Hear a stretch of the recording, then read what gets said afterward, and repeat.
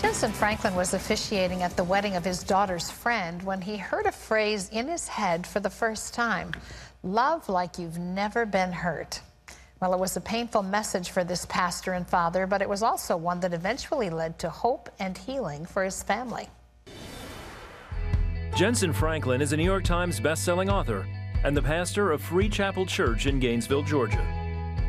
When his oldest daughter began to stray in college, there was constant friction, and life behind closed doors was like a war zone. In his book, Love Like You've Never Been Hurt, Jentezen shares glimpses of the tests and struggles in his life and offers 4 ways he found to love, even in the midst of difficult circumstances. Welcome back to the 700 Club, Jentezen Franklin. It's always great to have you here. Thank you, Terry. It's great to be back. Tell us a little bit about the story of your daughter, because she was the model child, your oldest, right? Right. And then went off to college, and boy, that's kind of every parent's nightmare, isn't it? You've spent all these years investing in your child, they go to college, and suddenly the world is knocking on their door. What happened? Well, you know, it's the same story that I'm sure a lot of people have walked through, and the grass is greener on the other side, especially when you've been raised in the church and the pastor's home all of your life. And she just, you know, began to get around the wrong people. It can happen so quick. It does. And to make a long story short, we brought her home and thought, well, we're going to get it together now after some tough days and weeks, and she ultimately ran away. And we didn't know where she was. You know, when her rebellion started and you were aware of the fact that it was serious, that she was involved in things she shouldn't be, you and your wife actually took off to college, and without her knowing you were coming, and you brought her back home. I'm assuming, believing and hoping that being back with family and back in the circle would be the answer, but she did still run away, and then you got a text that was shocking. Yeah, it was so emotional this whole time, you know, all your hopes and dreams for your kid going off to college, and that 3-hour drive back, and the tears, and then she began to tell us things, and we began to go into a dark place, and she became very depressed and dark, and from that point, you know, when she ran away and then we found out that she was married, she sent us a text. It was like a crushing blow to our whole family dynamic. Her siblings, 2 of them, who they're very close in age, it was like a domino effect, which is many times the case in families.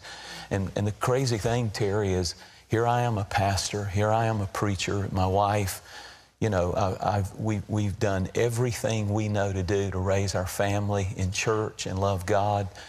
And I can remember in the middle of all of this, just days of conflict and arguments and it almost makes you question who you are, because everything you've invested in your child comes out of who you are, and it's just not working. But you know, I think of the scripture that says God works all things together for good, and God wanted to teach you something in the middle of that. So here you are marrying your daughter's friend, and your heart's grieving because you didn't get to marry your own daughter. That's right. And what did God speak to you? Well, in my heart, you know, were so many things that I didn't know were there. I had anger, I had bitterness, I had just this kind of rage, you know, toward the whole situation, such disappointment, almost a feeling of betrayal.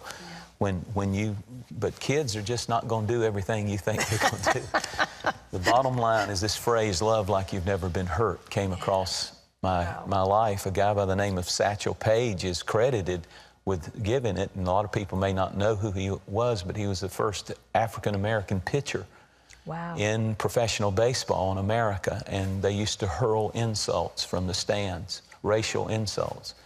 And he said, somebody asked him, a reporter, what are you going to do about it? And he said, I'm going to love like I've never been hurt. So I began to think that's exactly what Jesus did. He looked down on the cross and he said, I love, Father, forgive them. They know not what they do. And he loved like he had never been hurt. It's what Joseph did when he looked at his own family, because the people who can hurt you the most are the people you've loved the most. And Joseph looked at his own family in a moment when he could have gone to his natural instinct of revenge, and I'm going to get you back, and I'm going to crush you as hard as you hit me, threw me in that pit, falsely accused me, 13 years of prison.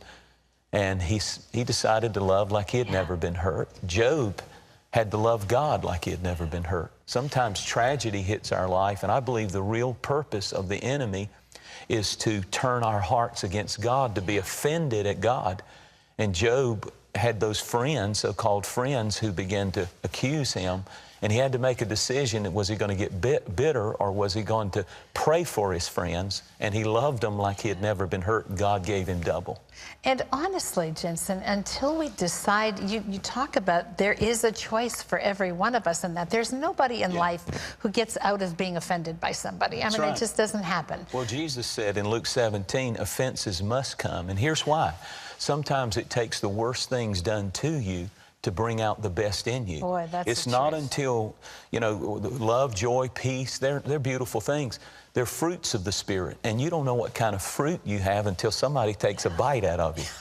And when they take a bite out of you, you're either going to have bitter fruit or you're going to have the real fruit. You say that there are 4 things that we can do, 4 steps we can take to love when it seems impossible. Yeah. Talk about that. Well, one of them would be that Matthew 18 principle of 70 times 7. I'm really encouraging people to join the 70 times 7 club. I know we've got the 700 club, but we need the 70. It's a good number. We need the 70 times 7, which one time Peter came to Jesus and he said, Lord, how many times do I have to forgive somebody? Apparently somebody had been stabbing him in the back over and over and over. And he's, you know, nowadays the kids would say, how many times do I let somebody follow me and unfollow me before I block them? You know, and the bottom line is this. He said 7 times, thinking he was really being generous, and he would. In most standards, he would be. He certainly, you know, we let one strike and people out of our life. The reason I wrote this book is because people have they have family and they don't even speak. They live across town and don't even call. And then Jesus gave this formula. He said 70 times 7 in a day, which means this: forgiveness is not about keeping score. It's about losing count. Yeah. At some point, you have to just say, I'm not going to keep count. I'm going to love you. And there's nothing you can do that can make me stop loving you. I want to be in your life. I want to eat with you. I want to talk with you. I want to sit down with you. We are going to love one another, and love never fails. And if the other person doesn't respond, you have to still take the step. You know, it's... You do. Sometimes you have to be at peace with the fact that everybody is not at peace with you. And not going to make the same choice you are. Exactly. Yeah. But you can and you must reach a point in your life where you open up and you restart your heart and you separate the person from the action. Sometimes you can leave that action. Forgiveness is not amnesia. I hear people say, forgive and forget. That's crazy. How do you forgive and forget? You can't. If somebody's really done you wrong, you can't just forget it, but you can remember it differently. Absolutely. It actually becomes a point of reference of how far God has brought you since that offense happened. For obedience. Exactly. For obedience. Wow, we've just skimmed the surface. And I just want to tell you, you need to read this book.